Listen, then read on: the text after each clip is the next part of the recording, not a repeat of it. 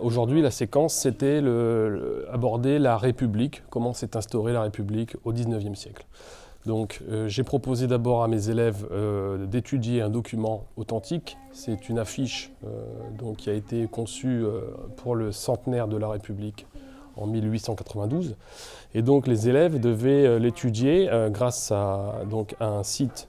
Donc je les ai envoyés sur le site de la BNF, la Bibliothèque nationale de France, et plus précisément la partie numérique qui est Gallica. L'idée c'était de prendre dans ces documents les indices qui permettent de dire que en 1892, la France est fière de fêter la Révolution, de fêter les 100 ans de la République. Comme c'est un document qui demandait, qui avait beaucoup de détails, donc ça demandait aussi une recherche affinée au niveau du zoom, etc. Les enfants ont pu zoomer, il y avait des choses qu'au début, quand on voit l'affiche, on ne voit pas.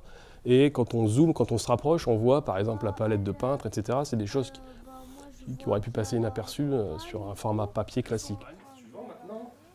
D'après vous, est-ce que, une fois que la République a été... Ensuite, dans un deuxième temps, j'ai proposé à mes élèves donc une frise, la frise chronologique du XIXe siècle, où ils devaient compléter, ils devaient retrouver le nom et le portrait de chaque chef d'État qui se sont succédés, et aussi retrouver le régime politique.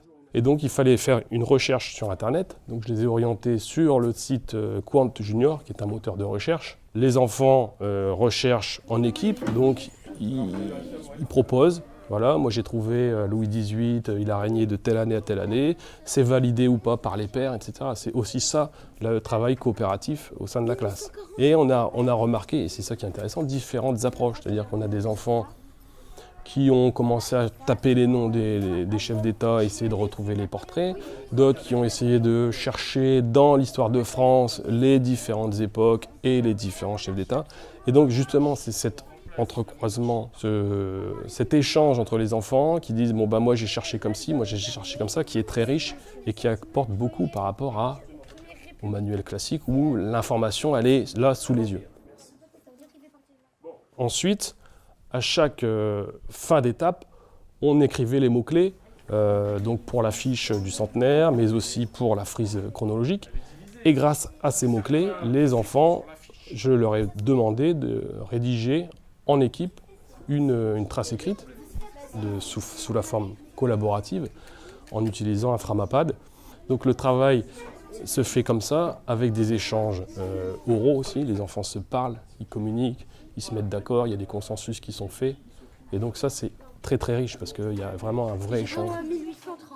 Ils apprennent très vite, ils comprennent très vite. Ils comprennent même parfois, sur certaines notions, ils apprennent plus vite que nous. Mais on est toujours là derrière pour être vigilant avec eux, faire attention à ce qu'ils font, hein, par rapport au contenu, par rapport à l'utilisation, par rapport au temps d'utilisation aussi, bien sûr. L'outil numérique va servir de façon ponctuelle à des moments précis. C'est-à-dire qu'on ne va pas faire du numérique pour faire du numérique. Voilà, c'est un dosage quand même intelligent à faire.